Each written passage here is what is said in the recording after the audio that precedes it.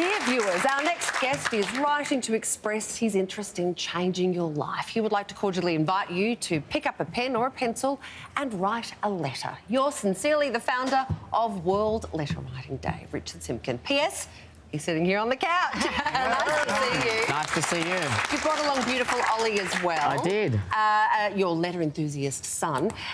Why do you think bringing back the lost art of letter writing is so important? Oh, I just think it's extremely important to, continue to write letters. I was watching your show about 2 weeks ago and you guys were talking about the NAPLAN results. Yes. And kids just aren't writing letters like they used to, and the handwriting's gone downhill. The results in NAPLAN are showing that as well. So I'm going out to schools and doing letter writing workshops, trying to get kids to write letters again. And letters are so personal, you have to sit down and think about what you want to say to somebody. Do kids not have pen pals anymore at school? Well, funny you mention that. They don't have pen pals anymore. Oliver and I actually just wrote a little book about pen pals. It's about two kids that live in two different countries, and they become pen pals, and through writing letters to one another they get to find out about each other's countries and different cultures. And I actually sent that to somebody recently, and I got a phone call from an agent, and she said, I love the story, I love how the children can learn about writing letters and cultures and different countries and stuff, but why don't they just send emails to each other? And I said, well, you're missing the point. The point is to have a little break from computers, have a little break from our phones and social media, and write letters. Now, hence, we're still looking for a publisher for our little book. So, Ollie, when did you write your last letter, and who did you write it to? I wrote it to somebody in Canada. She is my pen pal, and her name is Caitlin. And I've been writing letters to my friend Brooklyn and all my other friends. Gorgeous. Wow. Do you learn a lot from them, from writing letters? Yes. Yeah, what do you learn?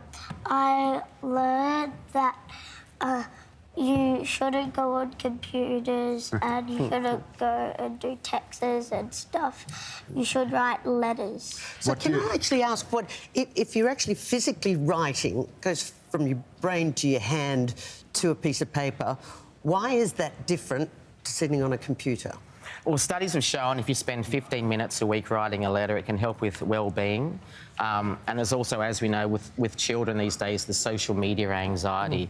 And so, people post photos these days and they wait for people to like their photos. And if they don't get enough likes, especially teenagers and young adults, they start to freak out and stuff like that. So, if you write a gratitude letter, it's that you feel good about writing letters, and the person that gets the letter also feels amazing about it as well. So it's just a really nice thing to do. You would know better than me, Richard, but I think studies have also found that the actual act of handwriting makes the brain work differently to the way you type, and it makes the connections in your brain. It forms different neural pathways and actually makes you think in a different way, which is really good for you. Absolutely. Look, I actually, weirdly enough, got a message last night from somebody. They wrote to me and they said, not knowing I was coming on the show, and they said, I've got a little story for you.